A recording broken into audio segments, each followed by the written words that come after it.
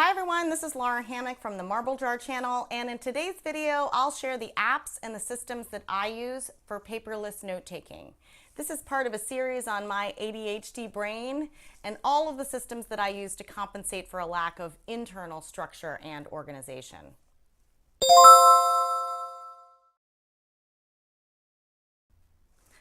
So I'm not sure what initially drove me to be semi-paperless in my personal life. It was probably a combination of being overwhelmed by all of the paper streaming into my home, wanting to have access to my files wherever I was, and the giant technological advances that made it not just doable, but also pretty appealing.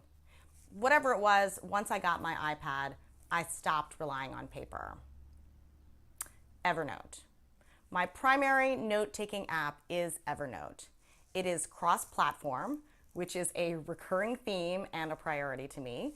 It means that I can access it from my iPhone, my iPad, any web browser, or the Windows software on my computer. It started out pretty rudimentary in terms of functionality, particularly the mobile apps, but now it has become fairly robust. It doesn't do everything I want, but pretty darn close. So let's go through some of the highlights. First, organization. Evernote uses notebooks as an organizing device. I have one main notebook, which I call Lara's Brain.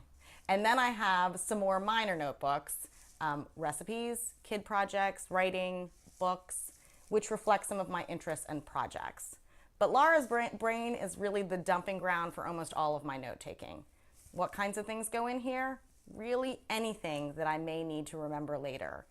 Usernames, the bell schedules for my kids' schools, printer cartridge types, clothing sizes for my family, ideas for gifts, warranty info, notes on anything, vaccination records for my dog, planning for a party, project planning, brainstorming, etc.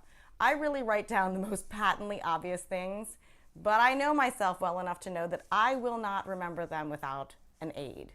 To me, this is like cleaning out the RAM of my brain and sending it to long-term storage to free up working memory. The only catch is that I have to make sure that I can retrieve the notes later, which brings me to tags. Evernote uses tags to help you retrieve notes. A note can only be in one notebook, but it can have multiple tags. For example, I have a recipe for opening night pasta in my recipe notebook. I have it tagged as both a main dish and as an entertainment meal. So if I look for either tag, it will come up. I also use pretty detailed titles that cover all the ways that I may want to search for that note later.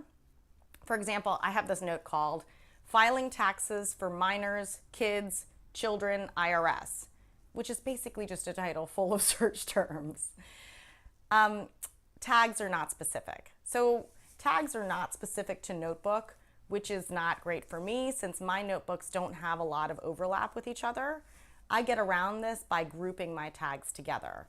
In the Windows version of Evernote, you can create subtags for this purpose, but they don't translate well to the mobile apps. So what I do is, for example, for my recipe notebook, all of the recipe-specific tags have a small r in front of them, like R main dish, R apps, R dessert.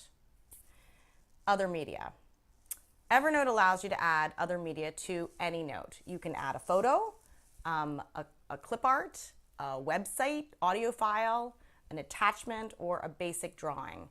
The drawing and the handwriting functionality is not as good as some apps, but Evernote is also integrated with the Sketch app, so you can add text and arrows and draw on photos if you don't mind Sketch's very specific aesthetic.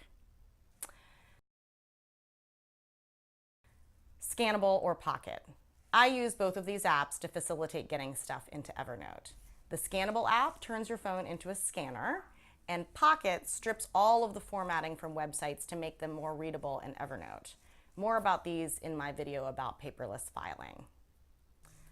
The next app that I use is Google Sheets. Evernote is great as a note-taking app, but I tend to think and plan in spreadsheet form. I used to use Microsoft's Excel, but in the interest of having all of my files available on every device, I switched over to Google Sheets and I love it. I'm practically a Google Sheets evangelist. Google Sheets is part of the Google Drive app and is one of the suites of products available if you have a Google login. I already use Gmail and Google Calendar, so this was easy for me.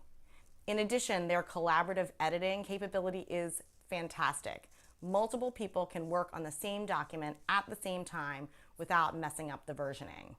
I use Google Sheets to plan big projects, to organize groups, to make a list of purchases for example, renovations, to divide up expenses in a group, to do budget reporting, and hundreds of other things. My tags on Google Sheets are very similar to those that I use in Evernote, just to keep things uniform. I also use Google Drive to store PDFs, to create presentations, to create forms, and some word processing documents, because the print formatting on Google Docs is much better than it is on Evernote. And the last thing that I use is the Notability app. So digital note-taking can be very linear. One text word goes in front of another. My brain doesn't always work that way. My paper notes used to be littered with sketches and circles and arrows and stuff written on the sides. I like to visually map certain things out, and I sometimes feel constrained by the text-centric focus of Evernote. In times like this, I use Notability's iPad app. I use a stylus to diagram, to scribble, and to draw to my heart's content. I can pull photos or images in and draw on top of them. I can pull in PDF forms and fill them out. I can scratch out my task list and map my ideas. With only a couple of exceptions like packing lists and forms, I don't tend to store anything in Notability. I mark them up and then I export them as PDFs to Google Drive or as an image to an Evernote note.